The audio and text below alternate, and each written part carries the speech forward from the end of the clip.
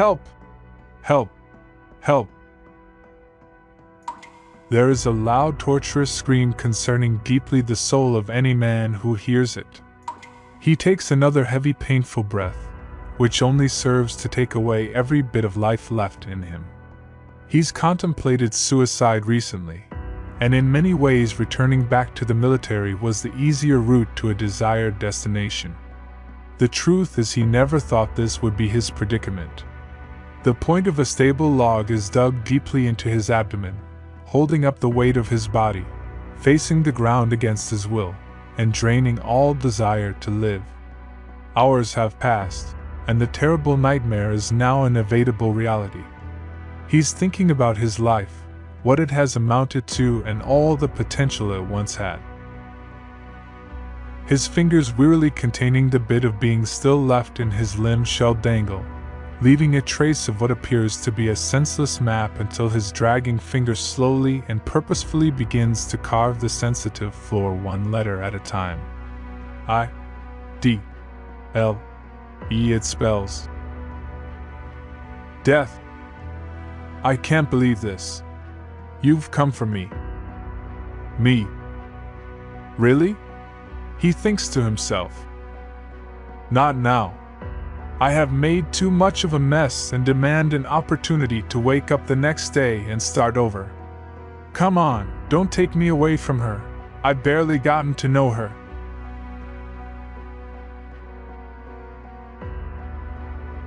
The glass of red wine placed near the side of the bed, in its reflection has captured the relaxed demeanor of his unclothed body. The comforting breeze brushing in ever so gently through the open window is a fitting circumstance after a passionate and intimate experience. He's at peace, the kind of peace he wishes he could take with him back to his household. Maybe far back enough in time to fix things. At the moment he is mesmerized by the contrast between the vulnerable, lean, shape, nude figure ahead of him, leaning against in the rough texture of wall. She is looking outside the big open hotel window, which only serves to exaggerate her beauty. He casually checks the time. Damn. What is it? I've got to go, he mentions while jumping up and down trying to put on his military clothing. June runs around collecting the rest of his gear from the floor. He puts on his belt, and June tosses him his boot. In a second of calm, June looks at him and starts chuckling. Stop laughing at me, he says, jokingly wrestling her arms playfully until they give into each other's embrace. Do we deserve this? She whispers softly, in a tone almost admitting to an unspoken guilt. I don't know, he whispers back, almost to himself instead of responding to June, freeing himself from the pressing present circumstance and traveling to another realm.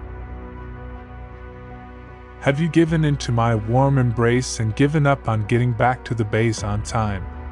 You still have 5 minutes. I bet you don't make it. You bet?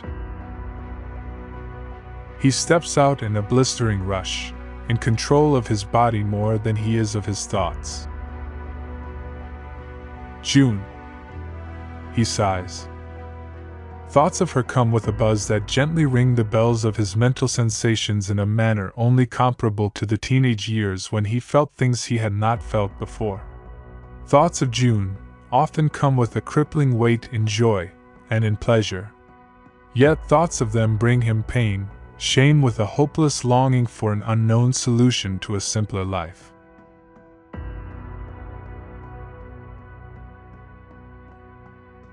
I am writing this with my last breath. I have failed you miserably. I have failed Idol too. I've survived many wars. I've survived hunger too, but I have a feeling I won't survive this. I'm sorry. A deep breath is heard as she reads the last sentences of his letter. Folding the letter and placing it gently between the table covered in military cloth and casket. Inside lay a man whose identity could not be identified through his visual form. I could almost swear this is not him. But how am I to know for sure when his body is racked up like a pile of severed flesh? She looks up and makes eye contact. Is your name June? Yes, it is. She stutters. Good to know. I loved him, June. That was the love of my life. There is an awkward silence before it is crashed into by a baby's voice expressed in fierce excitement. Idol crawls into the room as she tries to stand against the wall. June is conflicted by the sight. Holding in tears, all kinds of emotions overcome her. She just lost her childhood lover, or so it appears. But perhaps she had lost him years ago anyway. But they just lost him recently. His wife was extremely friendly yet quite intense, almost like she knew of June, like she knew of something she was not expected to know. Perhaps he told her about me. She wonders. The magic between us, the moment we met. How we were inseparable. It's like his wife knew of it all. And as June was conflicted, so was she. Both were more sad for Idol just as they were for themselves. Idol will never know how it feels to love him. How it felt when he loved you. She will not know what she lost, but she will feel the effects of it nonetheless. June steps out a few minutes later, having delivered the heartbreaking handwritten letter left behind by a dead lover who died with his heart in the hand.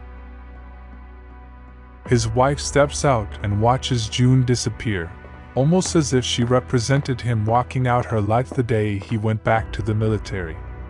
Disappointed by the outcome, she questions his reasons for leaving. He's always had her back. He's always known what was needed when she was down. She let him leave because he always came back, but not this time. She half understood his reasons for leaving, but it felt like it finally became too much, and he was running away, either trying to escape himself or the life he was trapped in. He was not himself. She admits. He was not himself. She whispers, almost as a way of excusing him of his actions. June is sat down by the side road in the same street he was stood hiking his way back to the military. It was cold that day, just as it is on this day. Shrunk into herself, shivering hopelessly, June spots a car. June! June! He shouts. She hurriedly picks herself up and enters the car, seating in mourning silence, her brain traveling elsewhere. I think she knows. She murmurs.